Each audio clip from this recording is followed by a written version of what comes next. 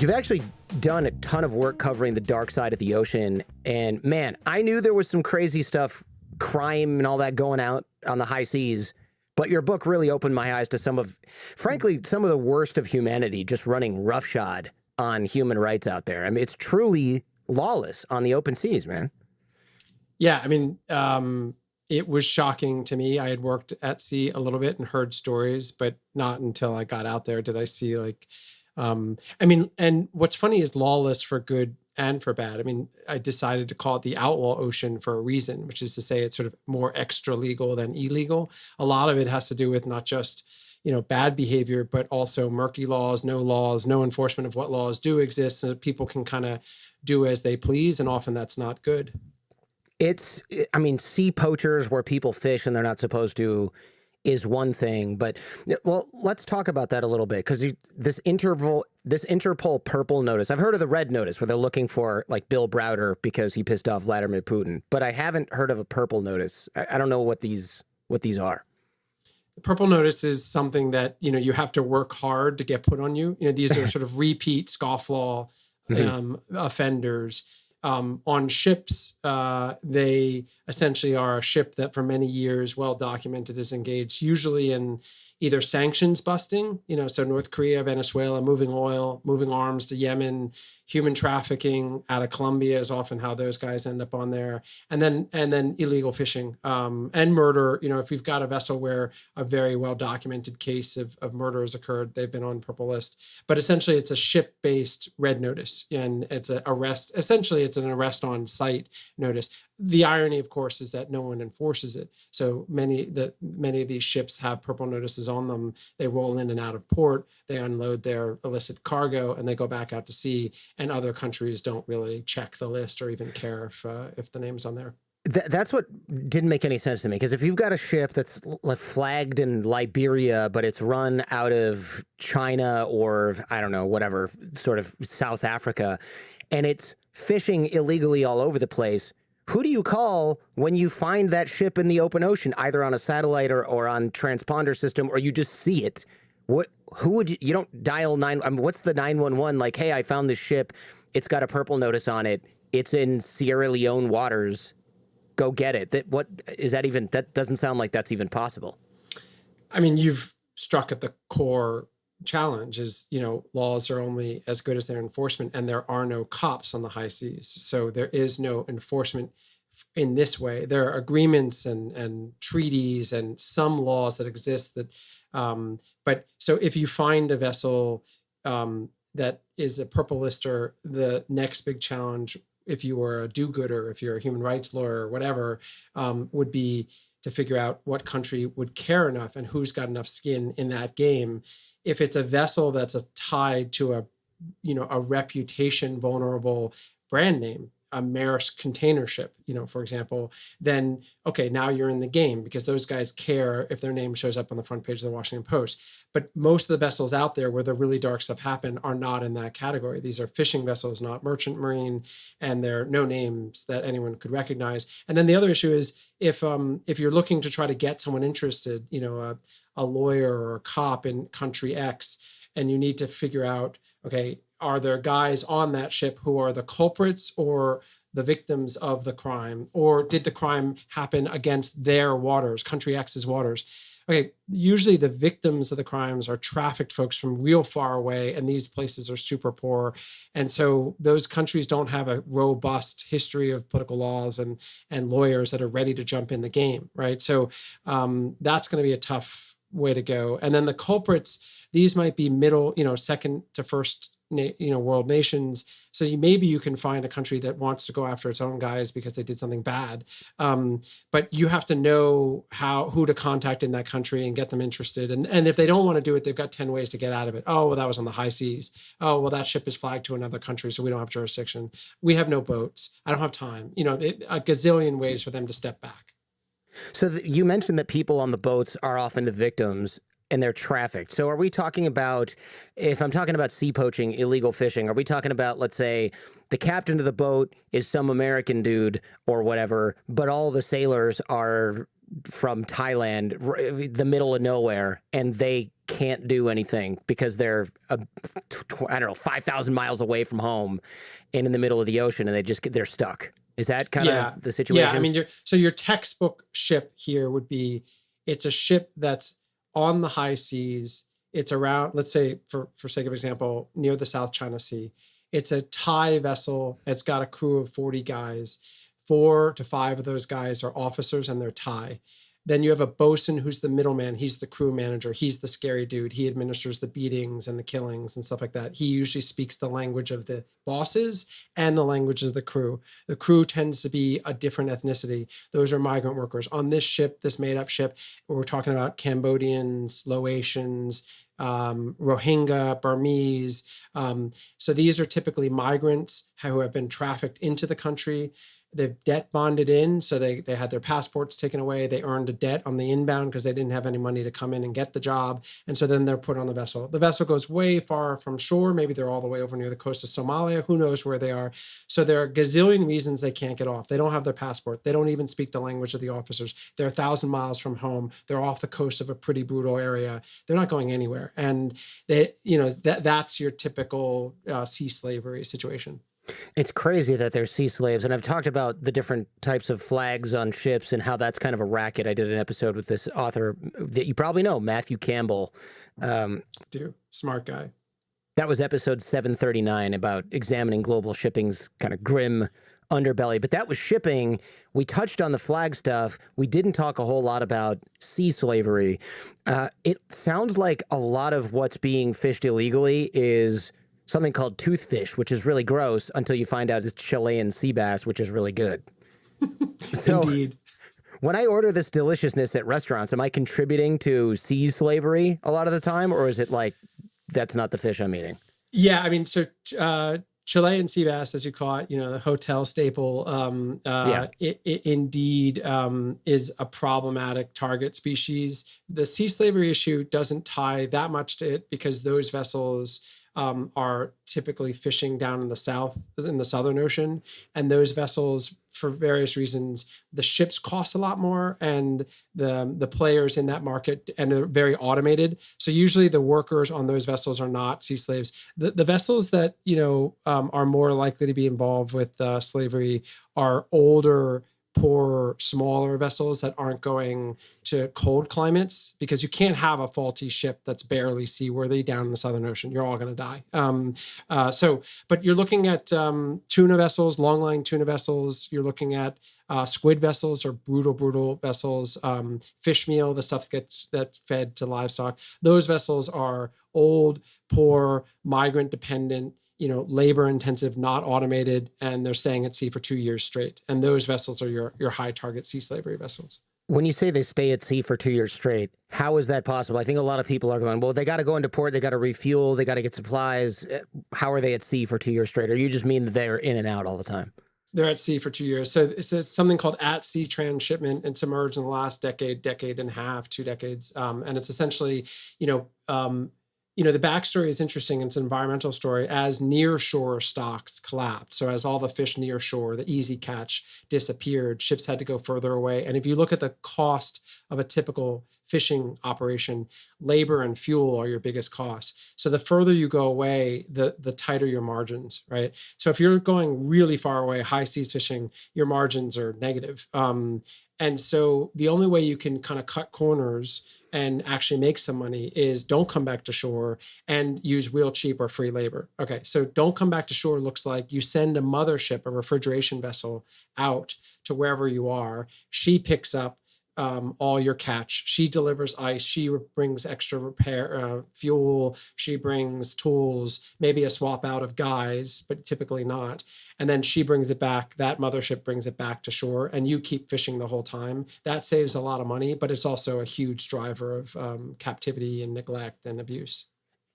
So this to me, and tell me if I'm exaggerating because I don't like hyperbole, it sounds like you got a floating prison that gets a resupply, floating Alcatraz that gets fuel, food, other resources from other ships. And the ships that are violating the law, keeping slaves, whatever, they're floating in the middle of international waters where nobody's looking for them. Nobody's enforcing anything. Nobody maybe even can do anything.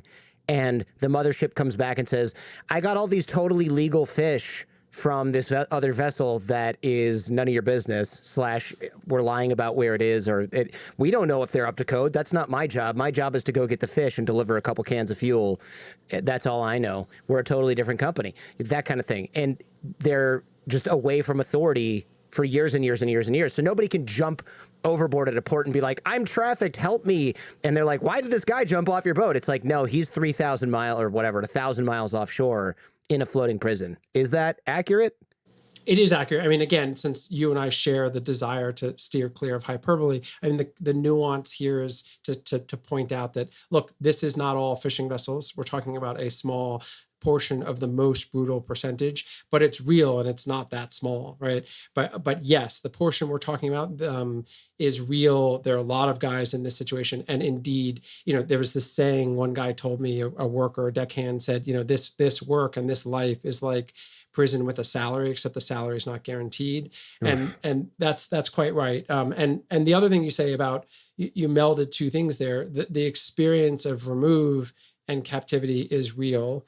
And then furthermore, the sort of our as consumer experience, the sort of plausible deniability that Red Lobster or Chicken of the Sea or whatever your local hotel can get away with through this globalized situation where folks can say, I don't know. I mean, there's no way for us to know because that stuff is happening way out there and it's getting handed off. That's by design. It's not inadvertent that like the marketplace has allowed this to become the norm. It's quite beneficial for sellers of seafood to be able to say, we don't know really what's going on in those vessels. That's not our concern. We just take the stuff from the reefer that arrives to port. And that's the biggest problem. That's what makes seafood different from soccer balls or soybeans or anything that's on land. It's shocking, and it's amazing you even found this stuff out, because look, if Nike is making shoes or Apple is making iPhones, some investigative journalist is going to be like, hey, this is one of those plants. Look, they got suicide nets and there's police here, and I got somebody that I know got an undercover job there and they managed to take hidden camera footage. That's not going to happen on a ship that has slaves. You don't have a bunch of hiring or people who can take photos with a telegraphic lens from far away. I mean, they're in the middle of nowhere.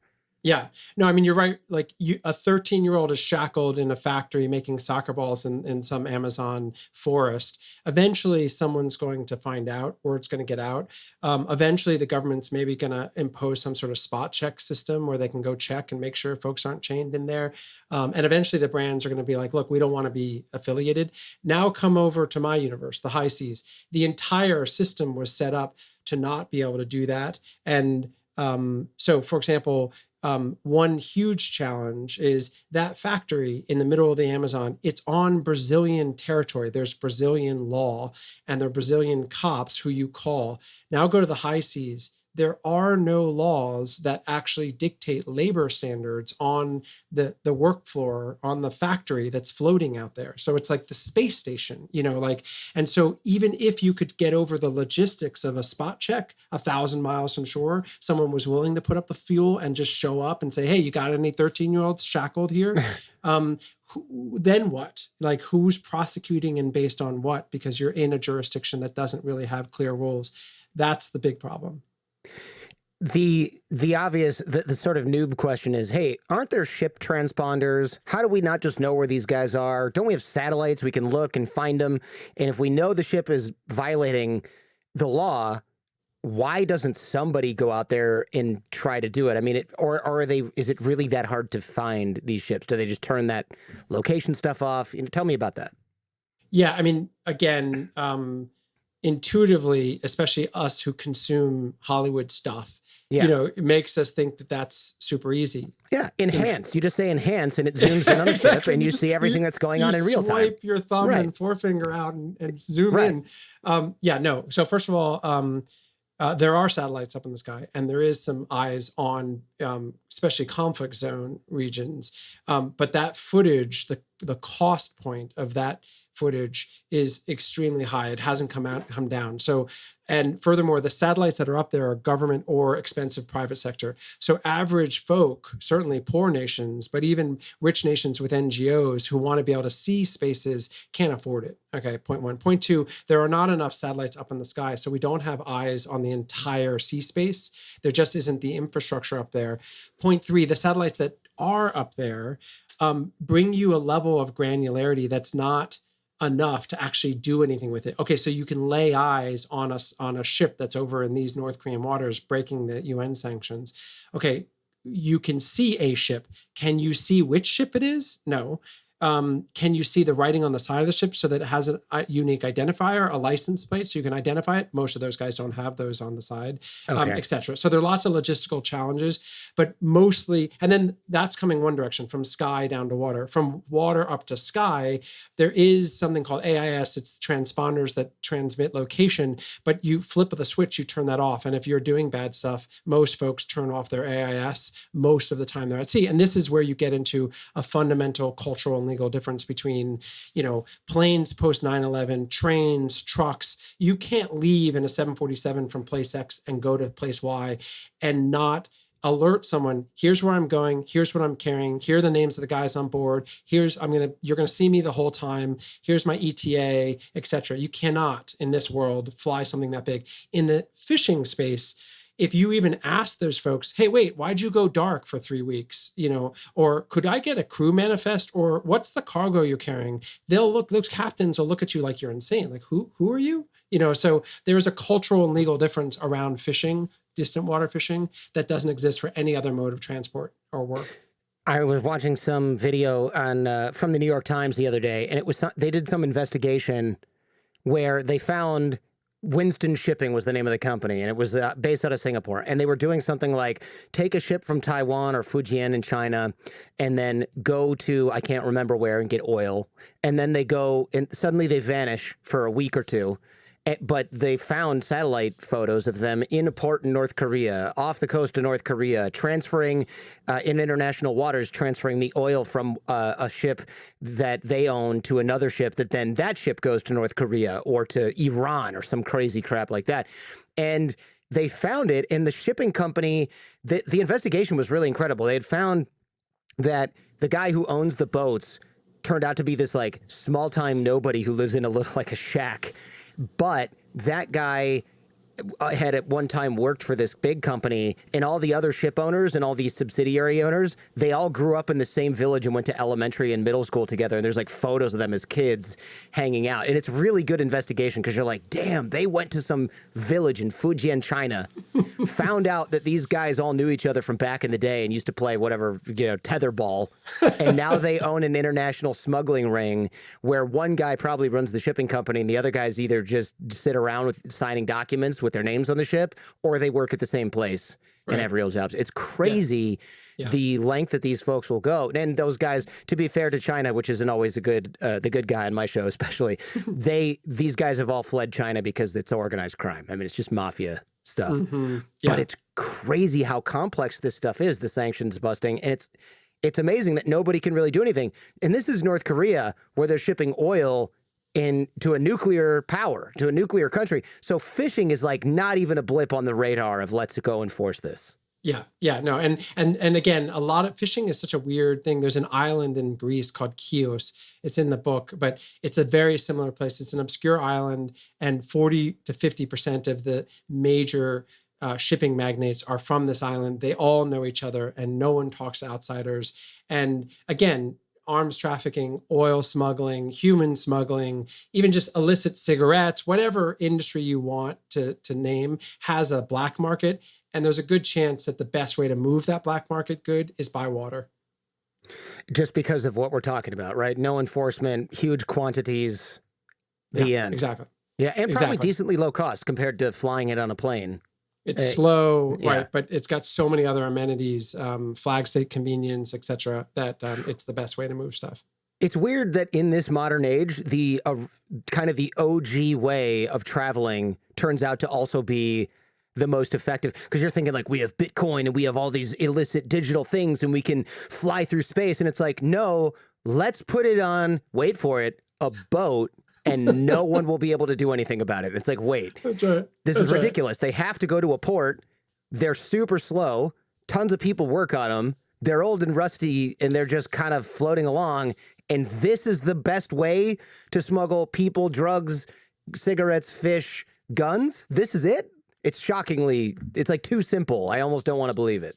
It's the boiling the frog, thing. It's like if it, law enforcement is expecting, the intruders to come at them fast and furious. They're going to bring that coke in by drone. No. They're going to walk really slowly, and they're going to come not to the main port, but the one 5 miles over to the east, because at 11 o'clock, that dude's asleep and they can unload 40 shipping containers of whatever they want.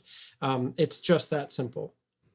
Who profits from the piracy and illegal fishing stuff? Because at first I was like, we got to put the hammer down on these captains. But then as an attorney, I'm like, well, there's some onshore company that's got bankers, lawyers, and 500 other people working for each of these giant oil tankers that comes in smuggling illicit goods, right? Yeah, I mean the benefits are decentralized. It's called globalization. I've heard of that. And so yes, the company, the biggest company players categorically in the fishing space, the distant water fishing space, will be the seafood company that's actually like tied to the fishing vessels, and usually the reefer, the refrigeration vessel. Usually there's an ownership connection there. Those guys are making big money because they're moving stuff on tonnage. And they often usually have multiple dots in the supply chain. So they got the boat, they got the reefer, and they got the processing plant. Okay, there's big money in that. And then the other beneficiaries, if we're really honest, are you and me and the Western buyers, right, who are getting this stuff insanely cheap and fast in huge quantities, and they're making money on the front end of selling it. They are big beneficiaries of all this illegality. It's the only way that they could be possibly getting that stuff so cheap is by these cut corners. You mentioned earlier fishing at extreme, was it latitudes, kind of the Southern Ocean. Is that south, like by Antarctica south? Is that what we're talking about? Yeah. Okay. That's where, I've been on those vessels down there, and that's exactly where they are. You're going to find toothfish. You've been on those vessels. What is it like? Is it deadliest catch, but in real life, or is it worse? I mean, it sounds, cold, first of all. Yeah, so I went on a long embed on a ship out of Punta Arenas, Chile, a toothfish vessel. Chilean captain, couple Spanish officers, and the rest Chileans. Just to see what that life was like. It's pretty amazing. Those waters down there, Drake's Passage in particular, is this one latitude where it's the only spot on planet Earth where there's no land that breaks up winds and waves, and they can traverse the entire circumference of the globe if they stay in that 45-degree latitude. And so they get damn big, 90-mile winds, 100-mile winds are pretty common, and massive waves. So Drake's Passage is why it's where most ships sink historically, because it's insane down there. So that was epic to experience, crossing Drake's Passage to get down to Antarctica. And then I was on a vessel that wasn't a sea slave vessel. This was a highly automated, super clean, amazing ship. But it's this massive, weird Dickensian factory setting. There's a whole second deck was a, kind of Willy Wonka kind of conveyor belt style factory where this 6.5, 10-foot fish, these monster fish that are ugly as sin. That's why they were renamed from toothfish to Chilean sea bass, moves down this conveyor belt. And these guys with these massive knives are just like slicing and dicing. By the time it gets all the way to the end, it's just little squares. But yeah, and then the other thing I went there that's amazing is there's the reason I went there was there's this phenomena where the killer whales and minke whales in particular, but also sperm whales, have figured out that there's a sort of a floating diner, an all-you-can-eat diner in the form of these ships. And when they are dragging a 40-mile line behind them to catch the toothfish, and they let it sit and drag for a week, and it fills up with $500,000 worth of catch, the minute they start pulling that line up to the ship, the winch makes a certain sound, and literally a dozen whales who've been following your ship the whole time go at it. and they rip into the line and eat virtually everything from the line. And the captains, and the whales have gotten smart and only started doing this in the last decade. And the captains throw dynamite, they fire shotguns, they try to poison, they've tried everything. But it's just, that's the story that most attracted me, was like, this is crazy. There's a man versus animal war going on up there, and the whales are winning. I don't love the idea that a fisherman is trying to poison things as they're also reeling up my dinner. That seems not super safe. I mean, the shotgun pellet is a little worrisome, but the poisoning thing and the killing of orcas who are in their own water eating their own sort of prey is also a little bit, seems unfair. Yeah. Wow. That is crazy. That is an attractive story, except for the part about living on a ship that could get you killed and freezing to death in the water. That's why you have that job. And I sit here in my pajamas doing podcasts. The way you describe it is really wild. There was in the book, you mentioned you jumped into a skiff, and the boat's moving, but the skiff, which is a small boat for those who don't know, is also moving in these waves, and you can't stop the boats at this point in time. I can't remember why, but you can't just like stop and get in this thing and lower it. It's like you're jumping in there. But if you fall overboard, you're totally dead. There's no way they can get you. One, the boat's moving, but two, it's freezing and there's waves. I would never do. Do you have kids? What are you thinking? Why would you do that? My wife actually feed you these lines or something. It just occurred to me. No, I mean, you're quite right. Like, people are like, wow, it sounds so dangerous. Aren't those people going to kill you? And I'm like, actually, the two things that are most dangerous are exactly the thing. Ship transfer is insane and super dangerous, and one wrong move and you're dead. And then infection, on the really bad vessels, not the toothfish vessels, but the sea slave vessels that we're getting on, rats and roaches, and you're there for weeks, and it's just so unhygienic that you can get really sick. But yeah, those ship transfers are sort of insane. And it's sort of, I mean, in this current investigation, you don't want to stop the ship, because on very high seas, if you stop a ship, things get way worse. It's like a bicycle, right? Like when you're in forward motion, you're actually moving less because you're cutting waves, and the engine is keeping you at a steady momentum that's flat, right? But if you were to cut your engine, now you're a ping pong in a bathtub, and you're getting, or a washing machine, getting really tossed. So you never want to cut off your engines if you could avoid it. You don't even want to drop anchor if you could avoid it. So that's why if you're going to do a transfer, you want to be moving somewhat, but getting the synchronicity right between a small boat that's literally 3 stories down the steel side of you, and you're going up and down, and they're going up and down, and trying to figure out when's the right moment to jump across. That's really risky. I'm cringing, and if you're watching the YouTube version, I'm sitting here like touching my face in a very anxious way, thinking about jumping down from a huge 3-story tall vessel to this little. Oh God, I can't. That's nightmare fuel, man. That's crazy. Yeah, your wife didn't need to feed me these lines. That's too much for me. I can't handle it. Do we know what percentage of fishing is illegal? Any idea? The number that gets bandied about is 1 in 5, and that's a number that I can't remember who. 20% of fishing is illegal?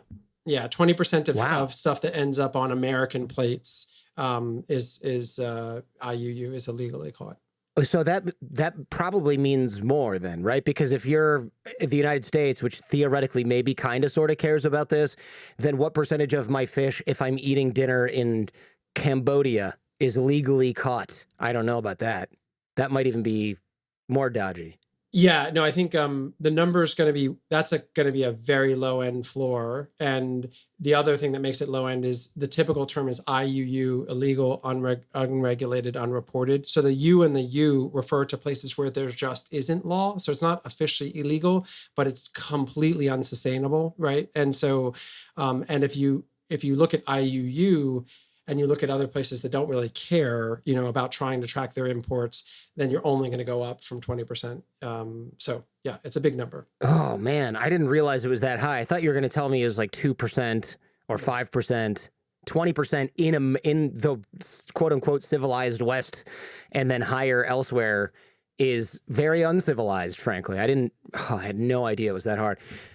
So fishing companies, abuses of workers, environmental policies, it seems like we just can't stop these repeat offenders. I know there's boats like the Sea Shepherd that will ram them and whatnot, which is I mean, also illegal, but it's one of those where you're kind of like golf clap, right? You know, look, go get them. Nobody else is going to bother. Yes, it's illegal and you're probably technically a terrorist, but we also get it. Hey, if you like what you're hearing and seeing, check out the Jordan Harbinger Show podcast feed. There's a lot more just like this. You can find the Jordan Harbinger Show in Apple Podcasts, Spotify, or wherever you get your podcasts. Now, back to the show. It seems like being on the inside of this, you have whistleblower issues, right? Because if you're a captain and you go, hey, my boss is asking me to do illegal stuff, can you ever be a captain anywhere again in your whole life? Yeah, so in some instances, in some places in the world, there are requirements that there are fishery observers on board. And these are sort of third-party players who are supposed to be there. Those observers are fishery observers. So they're focused on the fishing issues, not the labor issues, right? And so they're looking at, are you going places you're not allowed to be? Are you using the wrong type of gear? Are you having bycatch? Are you targeting sharks that are, protected species, et cetera? They're looking at fishery issues. Is your tonnage right to your quota? All these sorts of things. And they're keeping a little binder. They are a guest in a hotel they don't own, right? So like those guys and women have to be pretty darn careful. And some fishery observers have been disappeared from vessels. It's a very dangerous line of work. Fishing is the world's most dangerous profession. But that's one thing that does exist. There's a push for onboard cameras. And there are, Sea Shepherd's got 8 ships, and Greenpeace has ships, and then US Coast Guard and other kind of coastal nations are increasingly trying to find ways to not just protect the security of their border, but also think about food security, and not just in their waters, but other partner nations. They're having a more holistic look at this issue. So key players are inching into the space. But again, like you like you said, you're a deckhand, you see some shady stuff go down. Maybe you capture some cell phone footage, but like the evidentiary findings, what you have to prove is very weak. If you can even find someone willing to do anything with it, it happened way over there, way long ago, with proof being this shaky cell phone footage. So it's a tough thing, and you might get blacklisted, as you say. Yeah. Speaking of shady stuff with cell phone footage, was this in the book where they saw somebody had filmed like a murder of, I guess, crew members? What was that all about? Yeah, so this was the story that I sort of began investigating in 2015. I had gotten a video sent to me by a source at Interpol who knew I was interested in maritime crime. It's a 10-minute, 26-second long sort of slow motion slaughter captured on a cell phone. That cell phone had been found in the back of a taxi in Fiji by some random passenger and handed over to the police. The video shows this kind of situation on waters where it's unclear, but essentially some guys with semi-automatic weapons on what turned out to be a Taiwanese tuna longliner are doing target practice on these other guys in the water. The guys in the water are 5 that you see over the course of the video. They're all killed one by one, headshots. And then the most shocking thing to me, at least, is at the end of the video, the witnesses or the culprits, we don't know, but folks on deck of the shooters turn the camera on themselves and sort of celebrate for selfies and sort of party down at like the bloodletting. Gross. So that video was like really disturbing, and that began an 8-year long investigation we did. And ultimately that led to a front page piece in the New York Times on the front end, and then on the tail end, a front page piece in the Washington Post. And the captain of that vessel who ordered the killings was caught and arrested and is behind bars now. Oh, really? I didn't realize they caught it. That's so gross. And also, I want to highlight that the only reason they got them is because some idiot filmed it, turned the camera, filmed himself, then kept the video on his phone, then got drunk and left it in a cab. Then someone else found that, went through the phone, which I would never do if I found a friggin' phone, found that, then had the sort of emotional intelligence to go, wow, this is a crime and probably an unprosecuted one, unresolved murder. I should turn this in. And then somebody else did something with it. I mean, it's like miracle after miracle. And then one guy goes to prison for this murder that probably happens this type of murder that happens maybe all the time. And the low level guy. Yeah, you're spot on by lining up all those and then and then and then. Yeah. And then the last then is in some ways the darkest, and that the dude on the ship who's probably not even making decisions himself, he's taking orders from on land. The captain goes to jail. So the private maritime security guys wielding the guns, then their name never came out and they were never even questioned, much less charged. And now go to the opposite extreme. The owner of the fishing company is some big player in Taiwan, scot-free, like, so no penalties, no fines, no prison time for the true beneficiary. The crappy captain probably is barely making ends meet. And now his life is ruined. He deserved to be behind bars. But you're right. This is just not necessarily a full success story. It's just a fluke. Right, and you got to be dumb enough to film your crime and then basically hand it over to prosecutors to even get this sort of, what do you call it, sacrificial lamb locked up. That's it. I mean, it's just so disheartening. I know you wrote about stowaways, and I was surprised to hear that this still exists. Who is stowing away now? It sounds like something you see in a pirate cartoon. Yeah, I mean, what's amazing is there are a couple of key locations, especially in Africa, but other places too.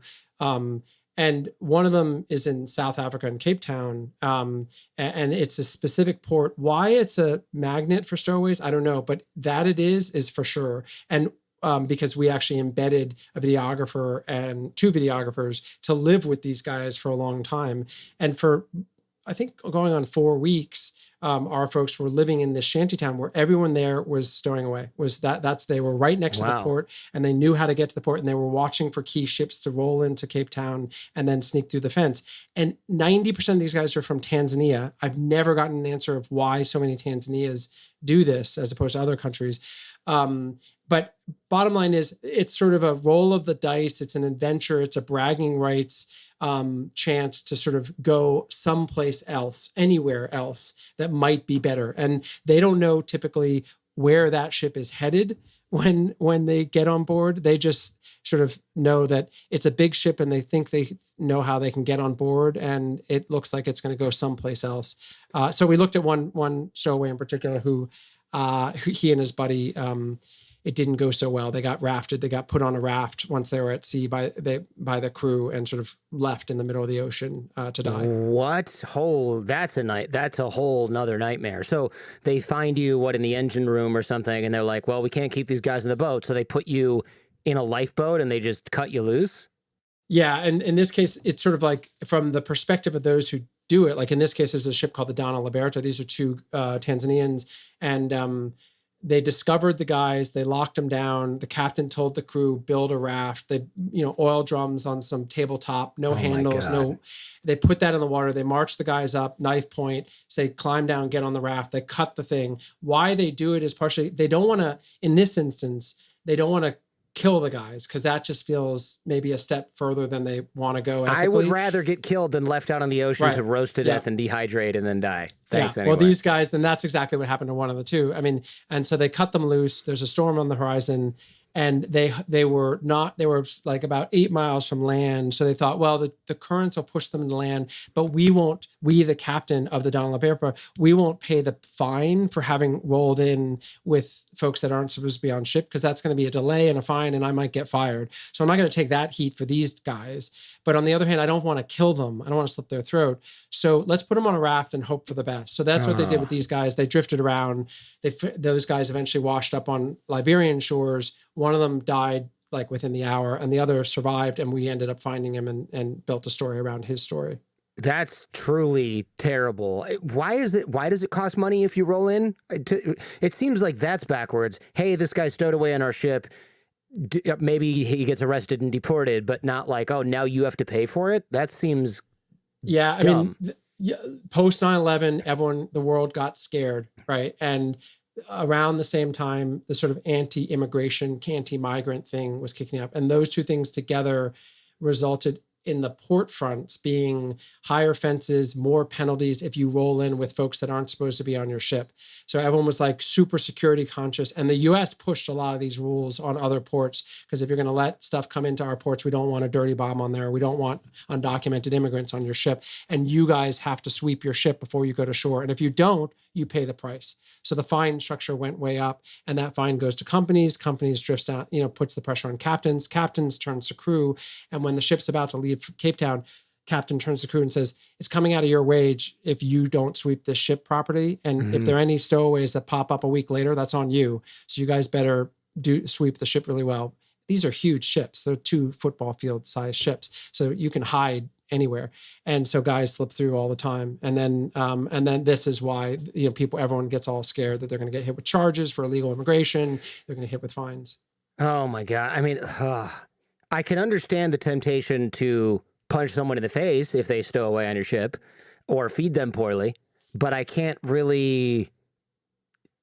justify letting them die a slow, painful death. That's truly, look, they're economic migrants or something like that, I guess. But man, that just seems so backwards. I know that there are anti-stowaway companies that can take them off. How do these companies work? This is a very unique niche that speaking of things you never know exist. Yeah, those companies are hired by the wealthier shippers, and it's often built into maybe your premium insurance package. And the insurance package says, okay, if we're going to insure you guys, you got to have this company sweep your ships whenever you roll into this list of ports, because there's known stowaway activity. So then these guys fly in and they handle the sweeping. But they also, more interestingly to me at least, is they handle the crisis management after if someone slips through. And what that means is these companies, you call and someone snuck by, he's on my ship, what do I do? Bossman calls the contractor. Contractor says, I'll fly a couple guys who got language specialties to X and we'll meet you there. And those guys handle the stowaway, and they know all the tricks of the trade, because the stowaway will do what a lot of migrants will do, and you and I would do the same. You strip all your national identity, your name, anything, so that you can't be sent back home. They don't know where you're from. And so you then become an easier refugee if you can claim you're from Sudan, but you're actually from Liberia or whatever. So these companies come in and they try to troubleshoot the situation, and they actually escort the stowaway to the airport and fly them all the way back home, and they handle all the crisis so that ship can quicker get out of port and your company doesn't have to deal with it. If delays are that expensive, I would assume there's a whole sub-economy out there of people who find ways to delay ships and basically extort them so they can go about their business. Is that a thing that happens? It's why you have a maritime repo industry.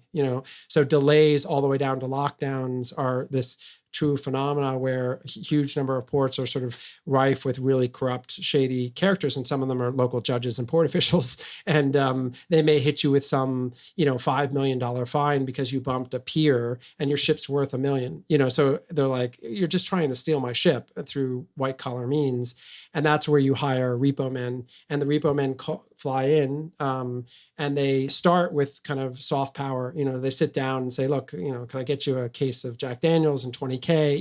Let's work this out. This is kind of crazy. And if that doesn't work, then they do extractions. And that means they assemble a team and they basically steal the ship back out to sea, and they steal it in the middle of the night. And I went on a couple of repos with these guys and they were doing just that. And it's pretty insane stuff. Do you know any? I would have a person like that on my show to talk about stealing, repossessing lawfully ships.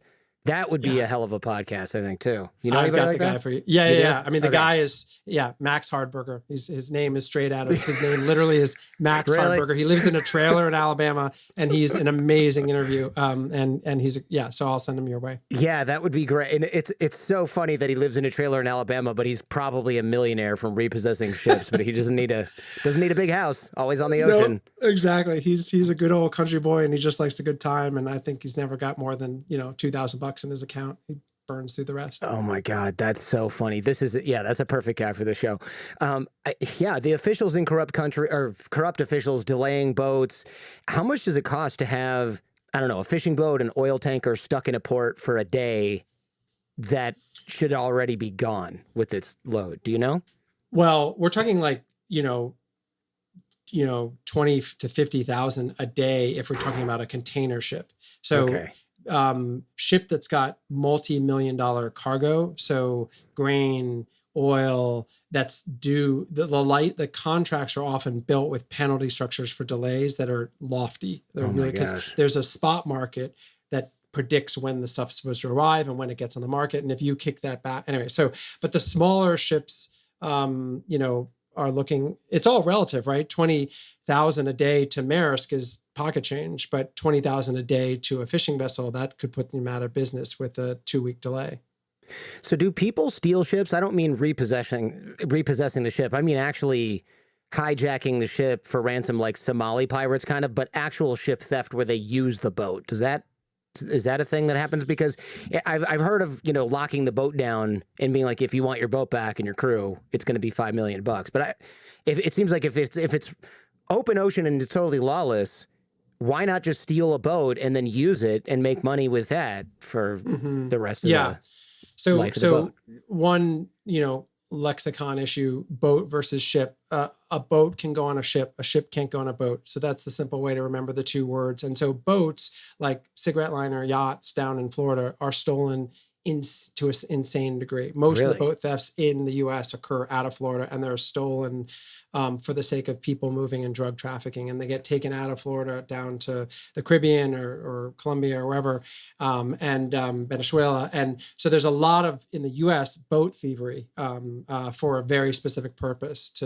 Now, ship thievery globally, yes, for sure happens. Often it's various scenarios. One is off the coast of Nigeria, off the coast of Somalia on the other side of the continent, they steal a large vessel and they dual purpose it. One, they take the guys and all their goods and they sell the ransom on the guys and sell the goods. But then they have a boat that's pretty strong and they use that as a mothership for quick hit other hits, where they have smaller boats that are usually dehoused. These are fishing boats that are outboard motors. They're not real strong and powerful. And they can't hold a lot of fuel. So now they have a base of operations because they stole some big fishing vessel and they park it way out there in the avenue. And then they live there. And then they have a bunch of small boats. And when they see folks rolling through their neighborhood, if you will, they jump in the small boats and they chase the guys. And then if they catch them, then they got another mothership or they've got something to ransom. That is wild. And do they use the boats to go fishing, or are the ships to go fishing, or is it like we're just stealing it for ransom? Maybe they do somewhere in the world, not that I know of. I don't know. Okay, I was just curious. Yeah. Because it just seems to me, if you can steal anything and use it with impunity and no one's going to come after you, I'm stealing a fishing boat. And then I'm going to enslave a crew because why pay for anything, right? Yeah, I mean, the scenario where fishing boats might get stolen are more your white collar scenario where an amazing fishing vessel comes into dock, it unloads its cargo. You've got your cousin's the local judge and your brother is the port captain. You scheme up some scenario to lock it down. You bankrupt those guys. You kick them out of your country, and then now you officially can flip that ship, resell it for $50, and now your brother's got a kick-ass, fishing vessel, and maybe he knows how to fish. But that's like a triple bank shot and pull. There are a lot of easier straight shots, if you will. Sure. No, that actually makes total sense. One thing that amazed me was some companies just abandoning entire boats and ships, sometimes even with the crew aboard, because the company goes bankrupt or what. How is that possible? How do you just go, hey, we don't have enough fuel to get you home. Good luck, guys. And they're floating. That seems, how is that possible? It's a huge problem, and it's a slow motion crime and tragedy, and so it gets very little coverage considering how common it is, because the crime is against the guys on board. Yeah. They're stuck there. They have no way to get off. They have no way to get home. They don't have papers. They don't have cell reception anymore. Their family thinks they're dead. They're gone for a year and they're stuck. They don't have food, water. It's serious. Guys die, go crazy. How it happens is you're an owner of a fleet and one of your fleet, is old. It's barely going to make it another year. It's not bringing in the amount. It's not covering its costs, right? Your upkeep and your repairs are outweighing its catch. And so, and then something happens, the final thing breaks, and your mechanic says, that's going to cost more than the ship is worth. And that's when you make a calculation, or someone sues you and you're like, oh, wow, we need to declare bankruptcy and walk away. Or someone buys you and you're like, okay, we need to sell it. And then the new guy comes in and he's a cutthroat and he's like, I'm just going to I'm not even going to play with those dudes anymore. The fifth ship, we're just going to leave it wherever it is, Fiji. I don't care, walk away from it. And so because of the way that maritime works and the way that ownership structures are are sort of a Russian doll, it's like shells upon shells upon shells. It's sort of a paperwork exercise to disconnect yourself with the ownership.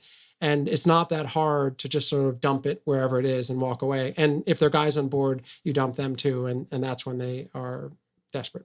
So what do they do? Are they literally out at sea and they're just stuck there? Usually they're close to shore. Most of these cases happen, they pop up on my radar or the radar of all these seafarer do-gooder organizations, Mission to Seafarers, and when they get near to shore. But oftentimes that's because the guy who's running the ship and his crew of 20, he's calling and they're not picking up the phone. And he's like, hey, where are we supposed to go next? What's going? This such and such broke. What do you want us to do about it? Which port should we take it in? Are you going to free up the budget to get it fixed, et cetera? And no one's answering their calls. So time passes, rations drop, fuel drops. He starts having to make decisions on his own. He's like, we got to get out of the sea and get near shore, even if we can't get all the way in port. So they come 5, 6, 12 miles from shore and drop anchor because it's a little bit safer, right, for them. They can't get off the ship because they don't have papers. So usually when these cases pop up, they're right near shore, but in some godforsaken place where no one's really willing to help them. And that's when the network of folks who troubleshoot these cases get involved, raise the money, fly the guys home, get the government to play ball. But the companies just are long since gone and walk away. Yeah. Oh my gosh. I can't even imagine. Because if I could see land, I would just, at some point, I have to jump off the boat, right? I'm dehydrated. I'm starving to death. There's rats everywhere, whatever, or maybe I ate them all. And I'm not even trying to be funny. I guess that's what you do, right? And you just try to swim for it. People do that. Horrible. Yeah, people do that. And there are not, it's not rare to hear cases of drowning and they were 500 meters from shore because they don't know how to swim and they got so desperate they just jumped over and tried to flail their way. That's truly horrible. A lot of this is truly horrible. And people think, in the intro, when you said this is the bottom of humanity, some people thought I was exaggerating, but this is what I'm talking about. This is just really, really disgusting. The sea slavery stuff, really disturbing, as we talked about before. How do those people get recruited for this? Do you know how they end up on the boat? What happens before they end up on the boat, I guess, is what I'm asking you. A typical story, and not to beat up on the South China Sea or Thailand, but imagine this model wherever, right? So in the case of that area, you've got Thailand, which is a middle-class country, less than 2% unemployment, and it's surrounded by a bunch of countries that are, a wreck, right? So Laos, Cambodia, Myanmar, Vietnam, much poorer countries, often serious ethnic violence. Okay, so now you're a 22-year-old guy who lives in some village in Cambodia. You don't know anything about how you might feed your 3 siblings. The rice paddies aren't doing it for you. And you meet someone one day at some festival or at the local bar, and he's like, look, I can get you a job in Thailand in construction. Okay, now you light up because construction can pay, and especially Thai wages. You could earn in a year enough to keep your family afloat for 5 years. So you're like, yeah, it sounds great, but I don't have any money to get into Thailand. He's like, don't worry about that. Meet me on this location on Sunday, et cetera, and just become ready. You jump in the back of the truck, you show up on Sunday, you start this long journey illicitly across the border. He pays off that guy at the border. He pays off the next guy. Suddenly, 2 weeks later, you got maybe 20 other guys with you in the truck, and now you're at the port, and you're wondering, where's the construction job? And next thing you know, those guys are muscled up. They got guns. You saw them beat up some dude in front of you the other night. They're not messing around. And they said, get on the vessel. And you get on the vessel and off you go to sea. That is a very typical story. You thought you were going in for one thing. You willingly signed on. You were going to be debt bonded in the first place. And now you're just captive and debt bonded. And off you go. And next thing you know, you're there for 2 years. This is the kind of the story of all human trafficking, right? You reply to a job ad, you show up, and you end up working in a scam call center or on a boat. And you're just like, I thought I was going to be a tour guide or what? I thought I was going to be building houses or whatever. Oh, man. A nanny. Yeah. The women in these cases are like, look, you can be a domestic. You're cleaning houses and taking care of the kids. No, you're going to a brothel. And you're not going to realize that till 2 weeks in. And you're a little small villager, you're not savvy to the ways of the world. You're not watching TV and surfing the internet and learning these stories. So you're just like, oh, that sounds good. And off you go. And next thing you know, you're in some horrible place. Ugh.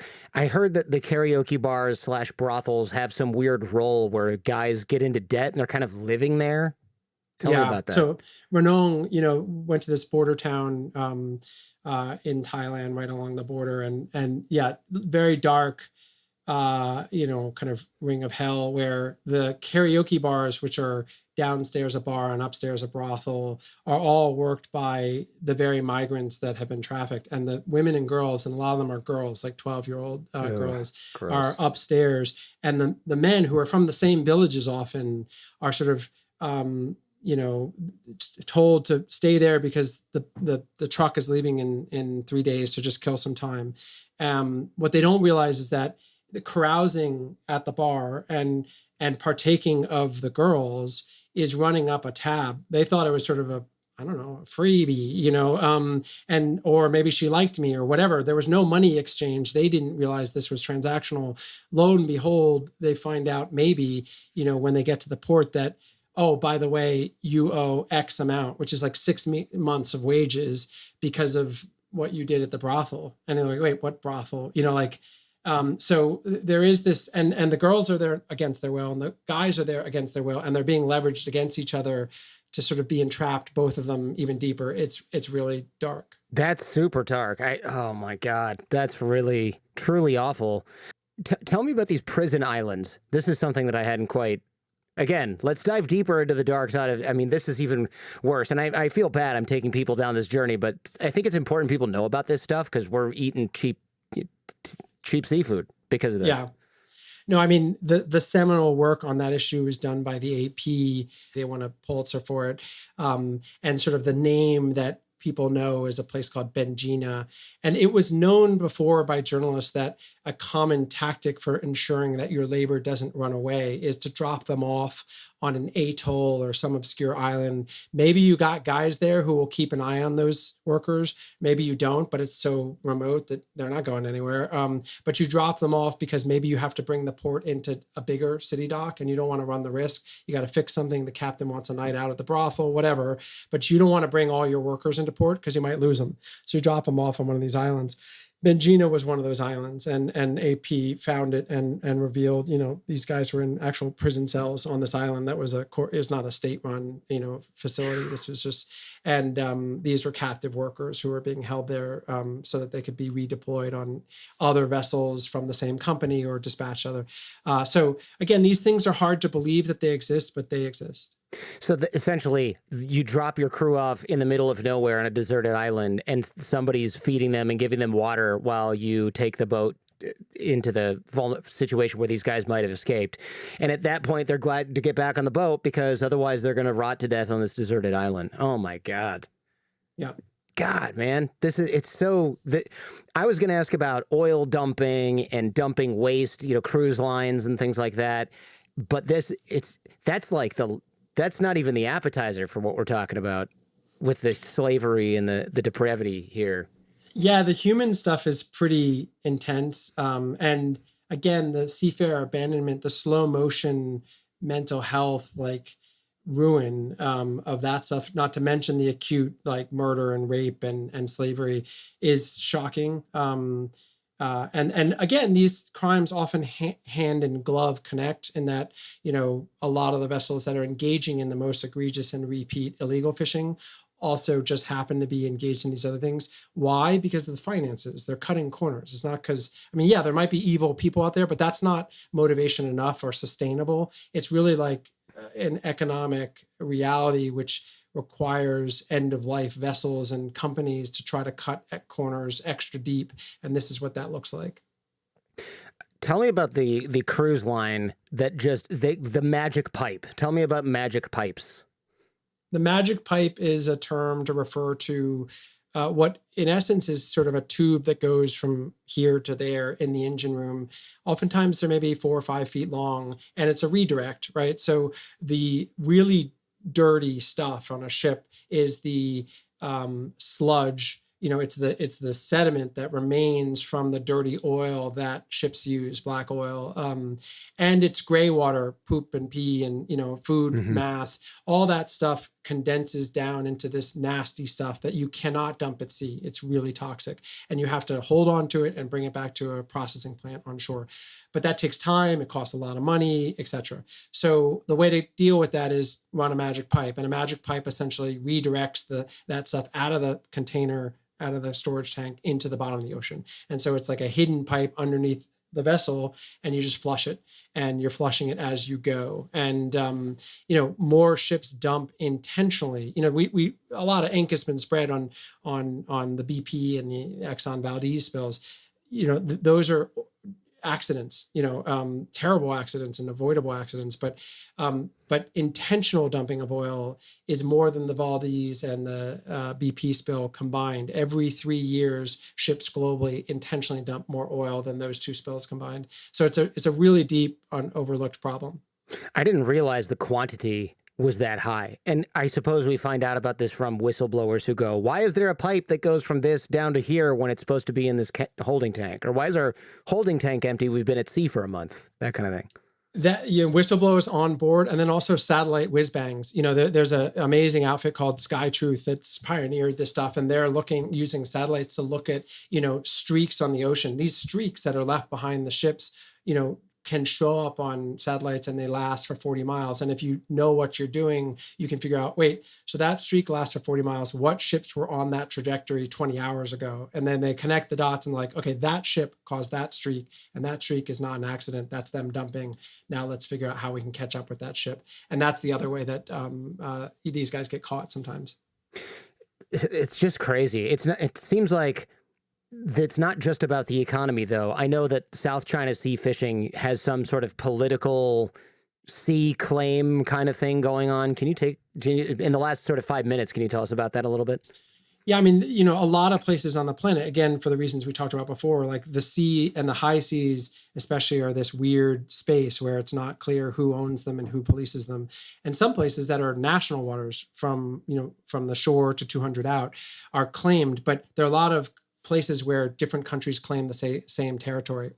And so in the case of the South China Sea, one of the hottest zones around, a bunch of different countries have claimed certain patches and certain atolls, certain little plops of land. And so it's a real contested area, and China is the big dog in that area, and so big that they are building islands. If you have an island that is yours, you now have the ocean 200 miles out from it. So if you plop an island out in one spot that's connected, then you've just expanded it's a kind of territorial expansion. So on the South China Sea, you've got a lot of ships staring each other down and blocking each other, and often those fights play out with fishing vessels. So there's proxy fights between big nations that are happening in clashes between fishing vessels. That to me shouldn't be surprising after everything we've just talked about, but it does seem odd that you can be like, well, we fish here, so this is now our territory, even though the map says differently.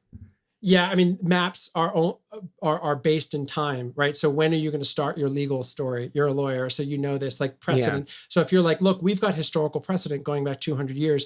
My guys have been fishing this. So there's, possession is 9/10 of the law, and we've been possessing this zone for a long time. So it's really ours. And that's creating facts on the ground, what various countries are trying to do, especially China these days. And the more recent players are like, no, we've been here for the last 40 years. And like, it doesn't matter. We've been here for the last 600. And you're like, yeah, but not actually fishing. In the South China Sea, you have 250 Chinese fishing vessels. They don't fish. They never put nets in the water. They're paid by the Chinese government to occupy. And they're fishing vessels officially, but they're civilian militia vessels, and they're just trying to create precedent. Huh. That I did not know. I think... Look, people are going to ask me, and I know you got to go, is there any way for us to avoid seafood that is caught using slavery or crazy environmental violations? I've heard of greenwashing where they put the seal on, but it's just they just made the organization and gave themselves the award for clean, sustainable seafood. We know that's bullshit. Is there anything that's not? I mean, look, yes and no. Is my best answer. I think that there's a spectrum, and to move closer towards the better end would be to say, I think seafood that's caught processed locally is always going to be a safer bet, not because we're superior in our ethics, but because the longer that supply chain gets, the murkier it gets and the less accountability there is in it. So it might be more expensive, but it's probably going to be less likely to have all these crimes in it. Ian Urbina, thank you very much, man. I really appreciate your time, and you've definitely done the firsthand research, so I appreciate that. I think a lot of us do, and I'm sure you've got some smells that you still can't get rid of from as a result of that research. Very core. Yeah, thank you so much. Thanks for checking out this entire episode of The Jordan Harbinger Show. If you're interested in exploring this topic further, check out the Jordan Harbinger Show podcast feed. There, we dive even deeper on this and many other topics. In the audio podcast, I also close open loops, cover things discussed off camera, off air, and give some parting lessons from our guest. You can find The Jordan Harbinger Show in Apple Podcasts, Spotify, any podcast app, or at jordanharbinger.com. And also, if you found this episode useful, please share it with those you care about. Last but not least, like, comment, and subscribe.